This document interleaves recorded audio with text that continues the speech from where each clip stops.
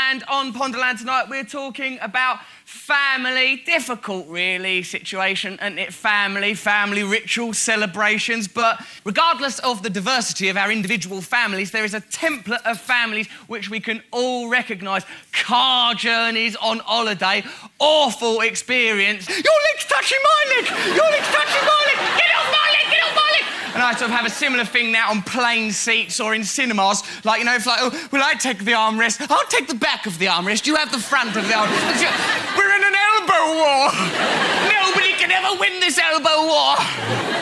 Or like, you know, in the back of cars having to do I Spy, the world's boringest game.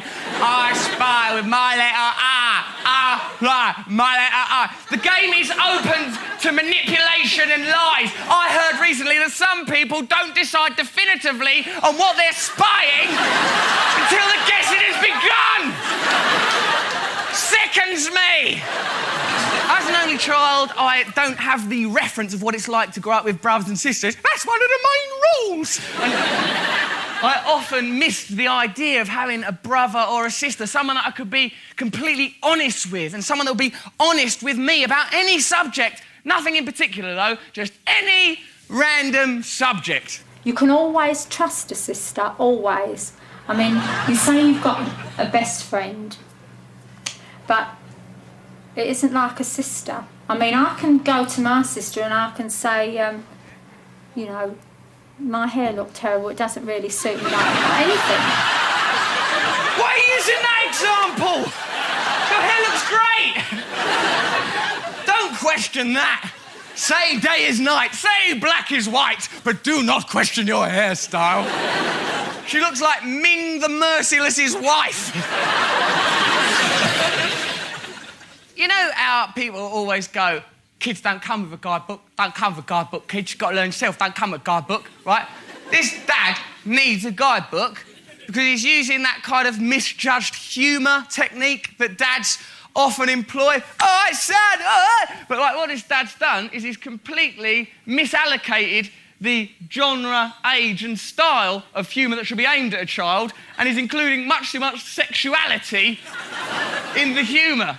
Whenever my friends come over, my dad sometimes opens the door. If I'm upstairs watching TV or in my room, he calls up saying, Jack, your boyfriends are here.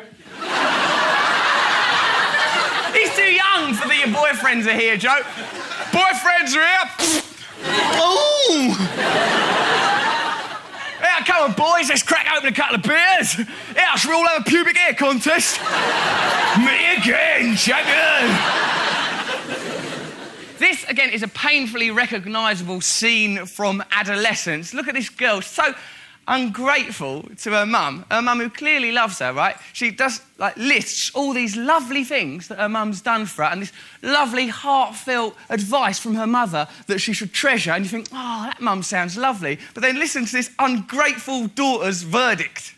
I have arguments with my mum all the time over what she wants me to do. It's like, I want you to do such and such a thing. I want better for you than what I had. I want you to have a good life, a good job, but I think to myself, well, shut up, you boring bitch.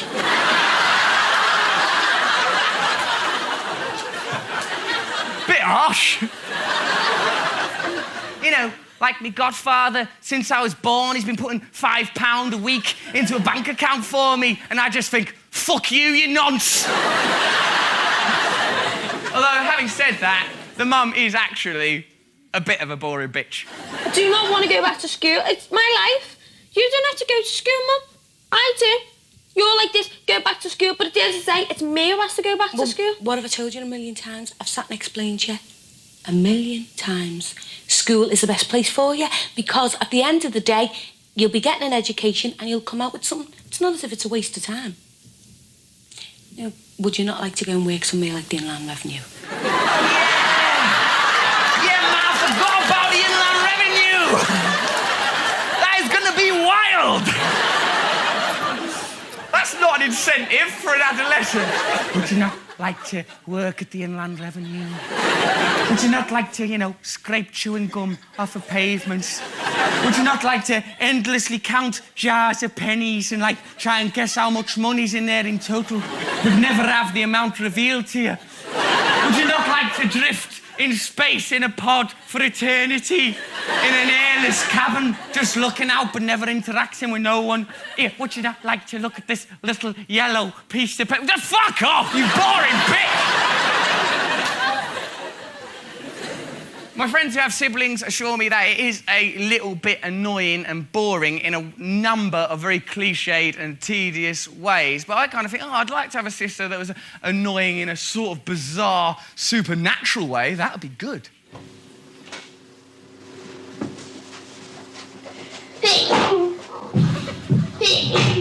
Every morning for the last 10 months, Donna has woken up with a sneeze.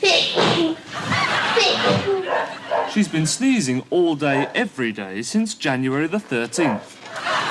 In July, after 194 days, she broke the world record.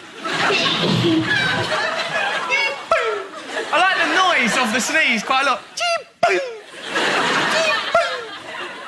People express quite a lot through sneezes, no? Attention-seeking people go, ah!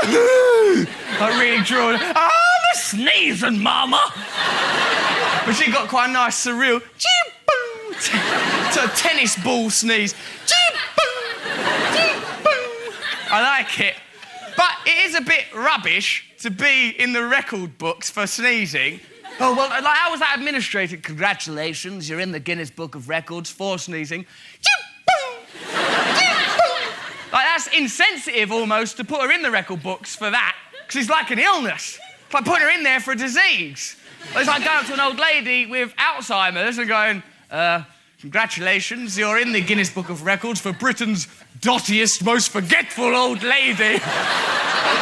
Also preposterous in this child's ludicrous life is that she has to grow up as the daughter of Tom York from Radiohead, and Tom employs pretty stupid methods in sneeze curing. Now she's just 2 days short of the 300 mark, and her mum makes that at least 850,000 sneezes so far. Well, I think we've tried just about everything. She's had a variety of homeopathic pills, ordinary pills, sprays, injections. She's had at least 4 different holidays, from Bournemouth to Holland to South Wales to North Wales. Holidays won't cure sneezing, Tom. We've tried all sorts of different holidays. Took her to Holland. Oh, what, and Holland didn't cure the sneezing? No, so then we took her to North Wales. Oh, and North Wales didn't cure the sneezing. What then? South Wales. Families are necessarily built on hierarchy, of course, and traditionally in our patriarchal society, the father will be the head of a family. I don't necessarily agree with that because it's a bit sexist, but families still need a hierarchy, and it should be one of the parents. You can't let a loony son become in charge of the family, because it'll balls up everything, right? This family has let some sort of crazy-ass Richard Burton, Nick Cotton lunatic adolescent be in charge of their family. All right, Ma, woo-hoo-hoo, let's go nuts!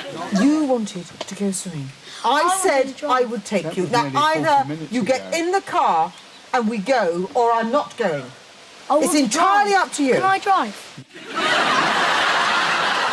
Can you drive?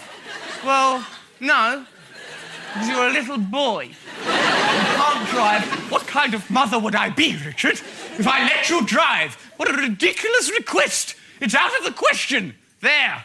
I think we crushed the rebellion there. She's driving. Good. What was she doing? Why are you getting out? No, what? No. Get in, and then you can drive, but you behave. Very carefully. Look at him. Not fast. Slow right down. Slow down. Slow down, Richard. Slow down. Just drive carefully, because you can then show and demonstrate. You can then demonstrate what a careful. Then you can demonstrate what a careful driver you are, Richard. Slow down, Richard. Can't bargain with him. You've capitulated by letting him drive, you idiot woman. You can show what a careful driver you are. You've already let him drive, you silly cow. Can't control him now. You've given in. OK, you can drive, but absolutely no drink driving. OK, you can have a sangria, because it's a party drink, but no cocaine. All right, a couple of lines, so you can concentrate. No, Richard, you cannot have a prisoner. No, Richard, if we let you have a prisoner, you will abide the rules of the Geneva Convention. Richard, why is Ahmed crying? Why are there cigarette burns on Ahmed's genitalia? The UN are on the phone, Richard! And the father, dramatically miscalculating what he's dealing with, tries to use the most bizarrely antiquated parenting systems. Oh, OK, right, Richard, well, if there's any more of that nonsense, you'll have 10 points deducted from the chart. Well, he's even beyond the stage where you can deduct points from Richard. The only points he cares about are the ones on his licence. Stop it! Where is he? He's here, look at him! Oh, he's not driving the car. He's got to stop. You've got about 50 points behind, which is sort of about 10 ice creams for Charlotte and none for you. That's 10 ice creams for your sister, no ice creams for you. Oh, no ice creams. It's all right. I'll pick one up on my way to Spearmint Rhino. I mean, Dad prays to go to work. Just let me go to work. Please, just a few more hours in the Inland Revenue. Right now, they have to go on a caravan holiday. They can't be enjoying. Their accent suggests that it's desperately below them. And the poor dad is falling apart so dramatically that he mistakes a Colour gas lighter for a telephone. Charlotte, put that down. The nearest we ever got to a hotel with them is staying in one of these, I think Trust House 40s, you know, these, what are they called? The motels. Because they are relatively anonymous. But they still manage to behave, you know, they run up and down the corridors and bang around everything. Oh, God! Oh, no! Oh, blood! I thought it was a telephone to God. Hello, God, can I have a new life, please? Oh, Richard, drive me home.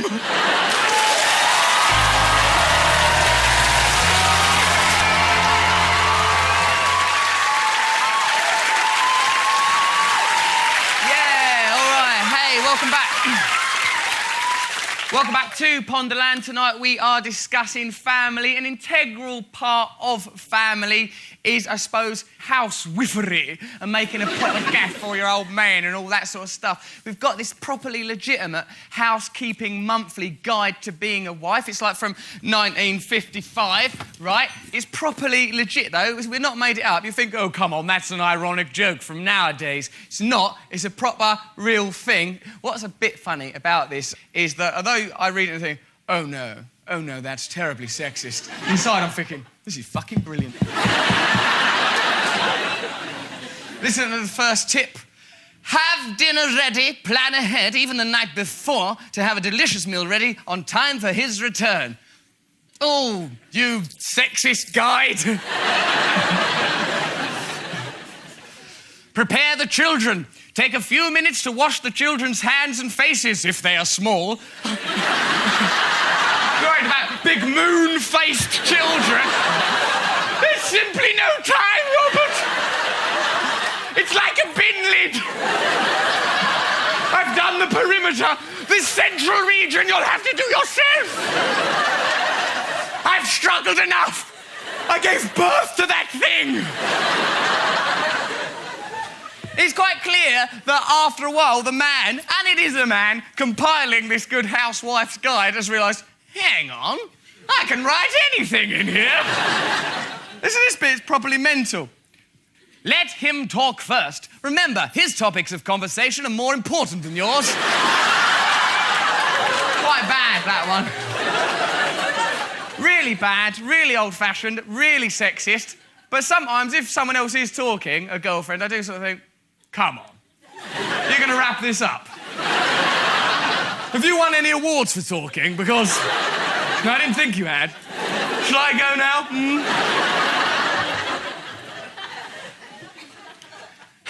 And this is the bit where the genie's out of the bottle and he's totally stopped caring about trying to be reasonable.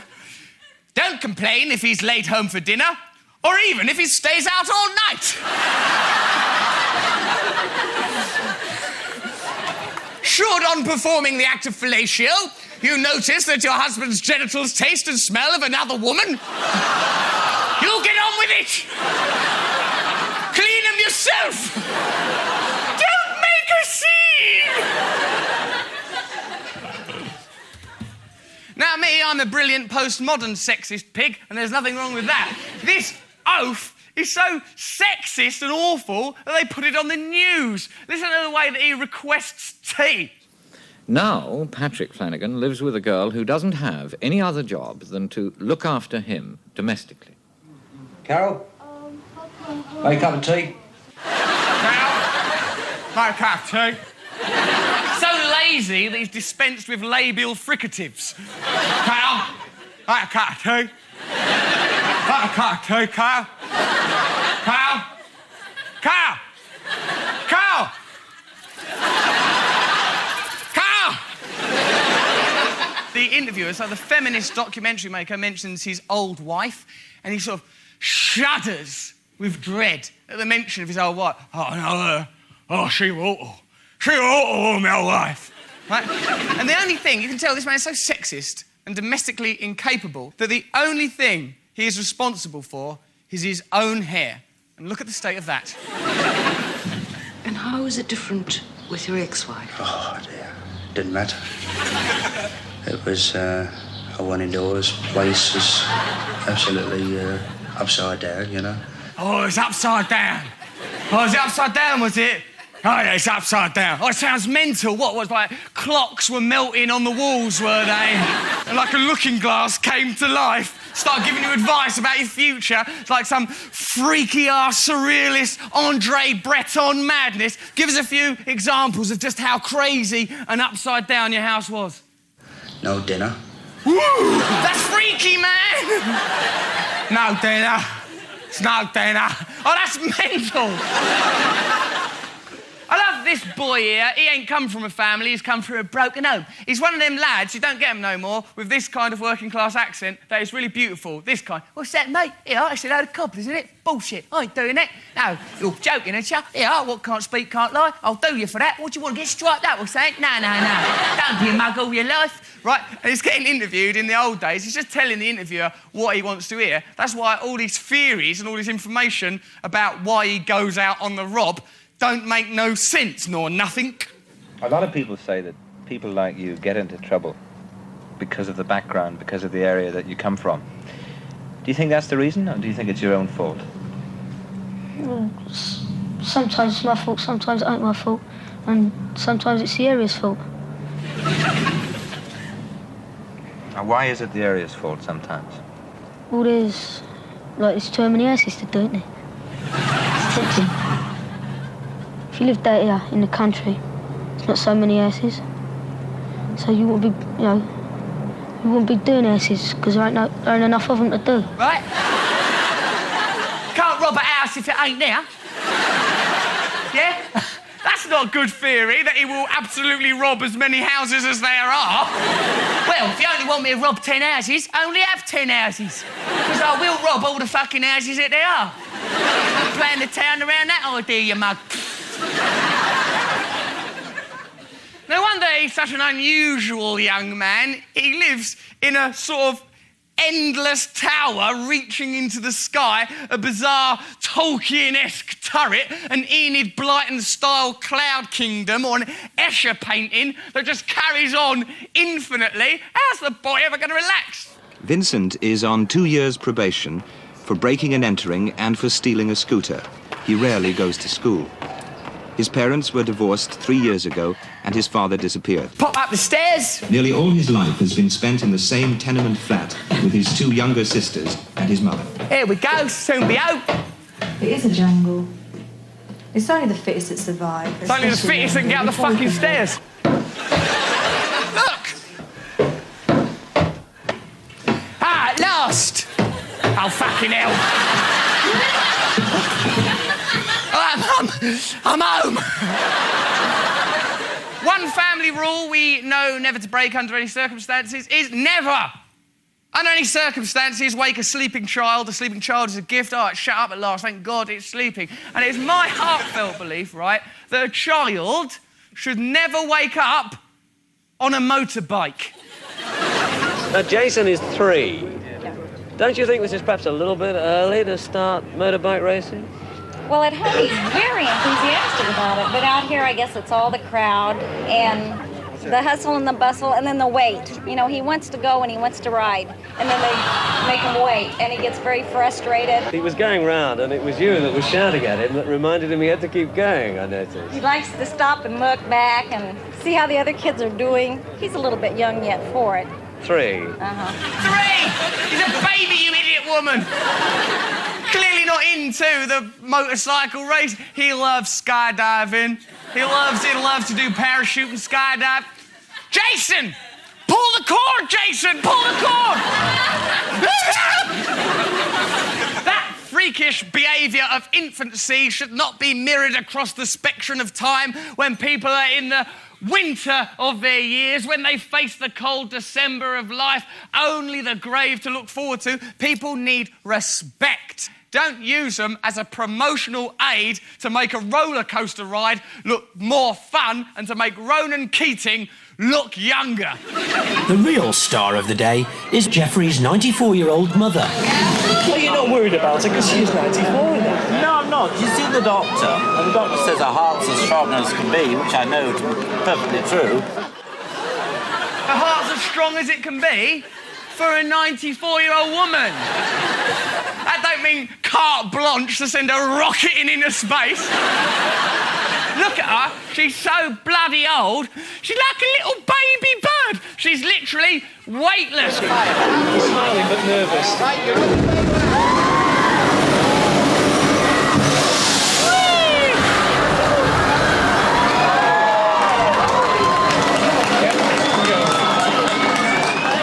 Oh, there she goes. She's having the time of her life. Is that urine? It's Ronan's. Good night.